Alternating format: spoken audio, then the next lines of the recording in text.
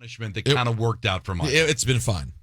Let's bring in a guy who's just had an unbelievable couple of years. Speaking of working out fine. It's working out great for Danny Hurley. Just won the Big East tournament title. Sure did. The number one seed in the entire country. Yeah. Trying to become the first team to go back-to-back national championships since Florida in the aughts. And he joins us now. Danny, congratulations. Michael, Don, and Peter, how you doing? Good, man. And Mike, can you repeat it again? Like, what did we do in the last year again? You won the national title. Oh, You won the Big East tournament title. Now you're going for 2 in a row. That's not bad. Yeah. He just wanted to hear it from you. Oh, man. Now, let me ask you this. The fact that you won last year, does it take pressure off this year? Absolutely. It's taken pressure off the entire season. I felt so much heavier this time last year. Having lost in the first round the year before, to a lower seed.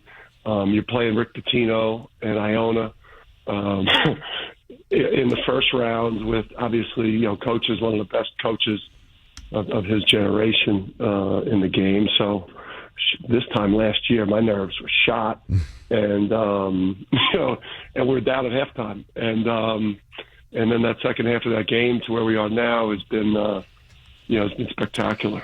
Well, that answer kind of cuts my next question by the knees, but I'll ask it anyway. Is there any pressure to the fact that you're 31-3, the number one seed? You've got people talking about it's UConn versus the field. Like, has there been any added pressure just because of the way you played this year?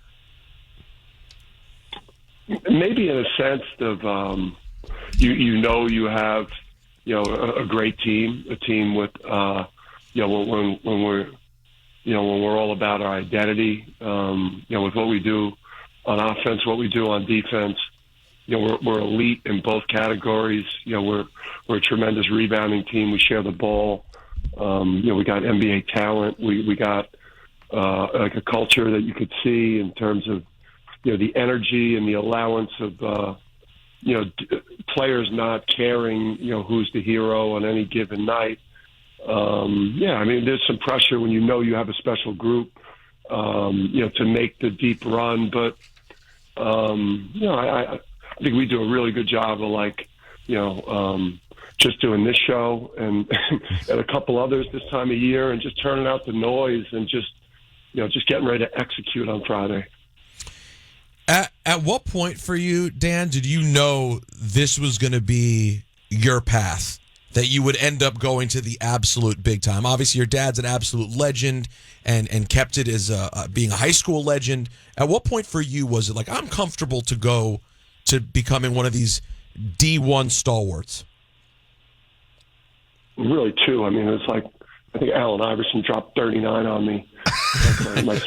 It's like when that happened, I knew it was like, all right, coaching or and you're not smart, so like you're not going to be. So all right, so coaching, and then really, I think when I was a high school coach at St. Benedict's, I was running like my high school program. I think at the level that I watched my dad run his high school program at, which was as good or better than how the college programs are functioning. I was sending players to. So I just had a great deal of confidence as college coaches came in to recruit my players from St. Benedict's, and then my players started going into their programs, and then the feedback that I was getting was, that a lot of them, felt like they were in better hands with me in high school, and that gave me the confidence to apply for the Wagner job and to make the career move to college.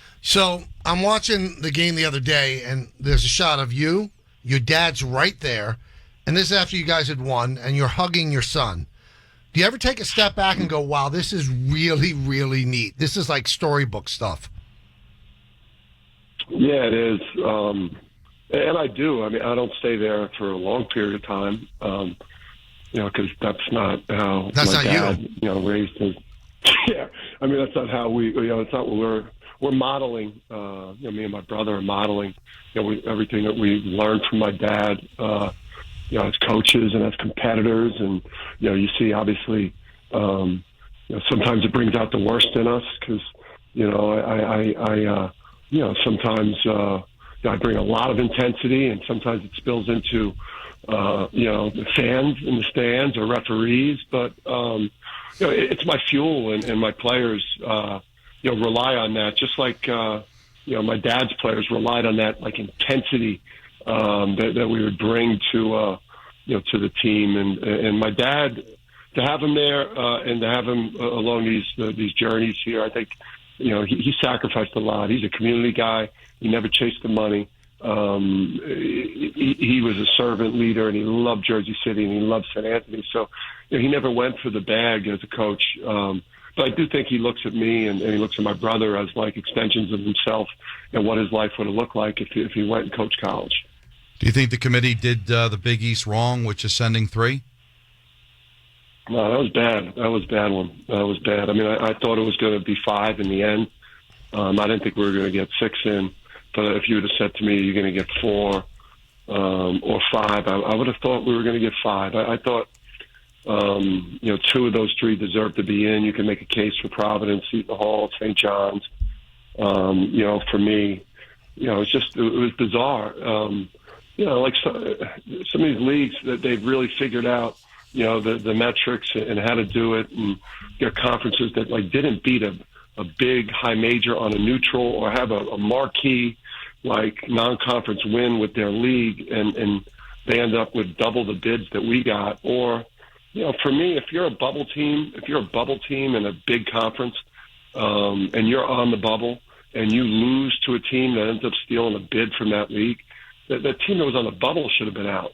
Like Seton Hall shouldn't have lost a bid to a team that was on the bubble that lost in their conference tournament and then, stole the bid from Seton Hall. So it was just, it's wrong. But we have a marketing, we don't, our league is not marketed. It's amazing with the coaches and the players we got, that our league doesn't get anywhere near, the marketing power that it needs, I guess.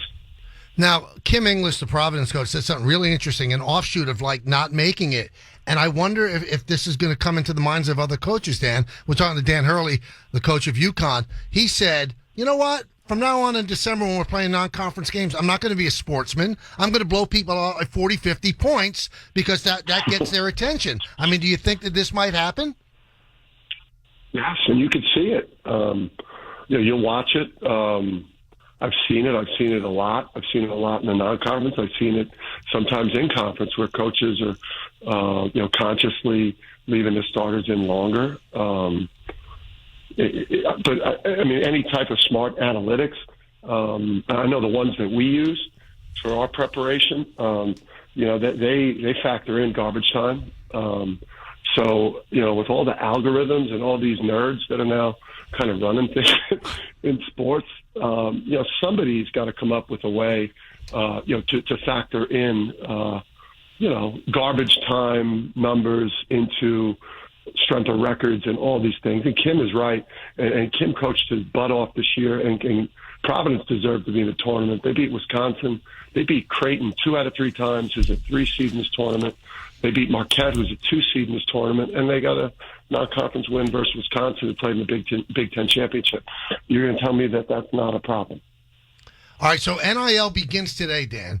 And then, one of the reasons that Rick Pitino said he didn't take the NIT offering, he's got to fill 7 spots. You're getting ready to play Stetson. You're getting ready to try to defend the national title. I mean, are you guys also working today on NIL stuff and transfers and transfer portal?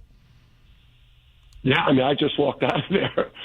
I did my, we did the heavy prep on Stetson all morning, and we got on the court, and 3 Big East games in 3 days. Through Saturday, we had to kind of go light. Today and yesterday, emotionally and physically spent. From a couple of days in at MSG, but yeah, I mean, we just talked about roster, and I met with our GM. / coach Tom Moore and talk to him about NIL and what that's going to look like, and who do we feel like absolutely is going to be returning, and you know, and then the weird thing is you're watching all these teams throughout the year and hearing like, hey, this guy's probably going here. Wow. So there's a lot of, yeah, I mean, it's crazy. It's bananas. So do you get teams deciding not to play in the NIT for that reason? Absolutely. You know, to every coach, you know, their own, but I just think, you know, right now the portal being open the first day of the week, Crazy. you know, Crazy. When March Madness begins is absolute insanity. Like, who's in charge? Right? Like, I mean, like, we need, you know, college basketball is such an awesome thing. You know, March Madness, like this, there's no event, you know, besides the Super Bowl, maybe the Olympics every 4 years that, like, captures the attention of the entire country, the brackets. And it's just something that's so big that makes, you know, billions of dollars or what have you. You know, we need somebody. We need a commissioner. We need somebody, you know, that's running this thing and you know, just getting us organized because it's an incredible product, but it's messy right now. Dan, I got to tell you, I'm usually dispassionate. I'm usually objective on the show, but I don't even hide it. I root for you. I know you since you were 18. Yeah. I hope you win again, and I hope you do great. And I hope you enjoy the ride. Good luck, man. Yeah, Don, Peter, Mike, appreciate you guys, man. And you know, the one thing you don't got to worry about with us is, you know, we're going to attack it, man. We're going to attack it, and we're excited, and you know, we know the challenges, but you know, we're ready to make a run at trying to make some history here. Very good. Good Do luck, that. Coach. Thanks, Coach. That's Danny Hurley. Tell He's you- good. Tell you what, man. Good guest, too. He wins one more. He starts getting in rarefied air. You start getting to like the point of like you could basically just book it. I would already say you can book it with him, just given his pedigree. This is a guy who will beat Calhoun. He'll be there till he's 70. He could have a 20-year run. Or I mean, they certainly take care of their coaches. Like Calhoun never wanted to leave, and Ollie ended up getting let go. But there could be a big school that comes in and go, we'll give you whatever. I'll tell you, yeah, UCLA shows up and says, $10 million a year or something like that. It's been an unbelievable run, though. 2 years at Wagner, then he goes to Rhode Island, instantly turns it around, and now he dominates at UConn. He's pretty good.